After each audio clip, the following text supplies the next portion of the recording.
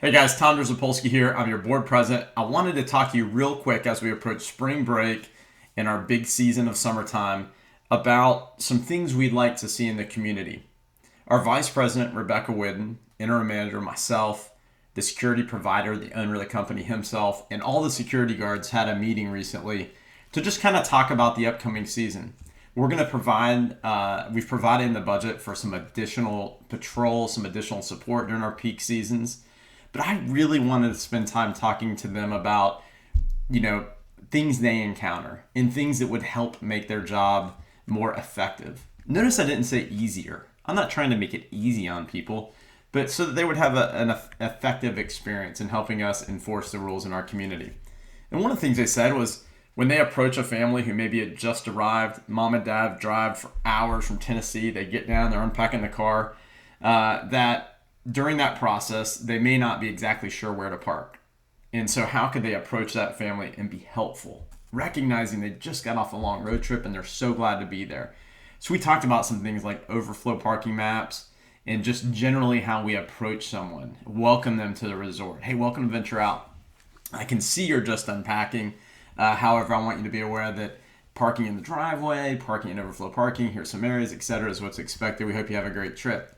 Likewise, when that family gets the bikes off the car and the kids jump on them and take off and it's nighttime and they don't have a light, one of them said, they recognize the kids are excited to be there or the next night having a good time, but they don't always know that they need to have a light. And before you say, well, it's in the rules, nobody reads the rules. It's just a fact. When you check into a resort, my wife and I travel extensively and they hand you a packet of stuff. It goes on the kitchen table or in the trash as soon as we walk in the door. You may not be aware of some of these things. So I said, what would help with that? And they said, hey, they make these cheap little rubber lights, which we've got a couple hundred now, that are like less than $1 a piece. And could we give these out? Could we get a little supply so that when we encounter a family who showed up or a kid riding their bike, we could approach them and the parents and said, hey, buddy, do you have a light? No, I don't have one, or I'm sorry, we forgot it, or whatever. So here's one for you. Keep this. We want everybody to have a great time. Enjoy your day. So little things like this, I think, are going to go a long way with helping people enjoy their experience and recognize that security is also a part of hospitality and safety. It's really a safety event, really, right? It's not so much a law enforcement activity as it is making sure that people are having a safe time, our roadways are open, people are following the rules. The next thing I'll leave you with is I made it abundantly clear to them that my expectation is that they will treat owners and guests with respect. And that there's never a scenario they should raise their voice or even argue. If they're going to come up to someone and the conversation goes south, they're just to look at you and say, sir, thank you for your time. Here's your ticket. Get in the car, drive away. If it escalates or goes beyond that, then they're just supposed to notify the manager of the situation and document what occurred. And if somebody threatens them or cusses them out or begins to become uncomfortable and dangerous, they are not supposed to do anything except call law enforcement to come address that issue right away. Never, ever should our providers and our staff be cussed out up and down by an owner or a guest. Now, why does this happen?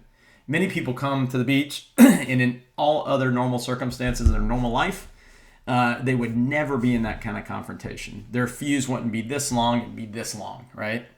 But they go sit on the beach and they bake all day in the sun. They don't hydrate, probably haven't eaten, a little bit of sunburn, and they've been drinking all day. So that fuse gets real short. And it is my belief that they behave differently than they would in other circumstances. Perhaps when they haven't had as much to drink. And if they're coming to Panama City Beach with the idea of letting loose, that is awesome. We want people to let loose and have a good time. But there is a line that we need to make sure people don't cross. So when that line's crossed, they're just going to call law enforcement. And we would all respect that, right? No one should get treated that way.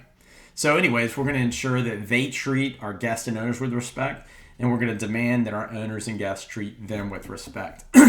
And when the situation maybe begins to deteriorate, they are just supposed to remove themselves from the situation, tell the manager, call the cops, whatever's needed.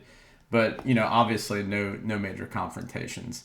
And you might be wondering what I'm talking about, but it happens more frequently than I think we'd be proud to admit in our community. So little things like that are going to make the season much better. As you prepare to come back, if you're a full-time resident, you're preparing for season yourself or whatever situation you're in, When we see security driving by, say hi to them. Thank them for what they're doing.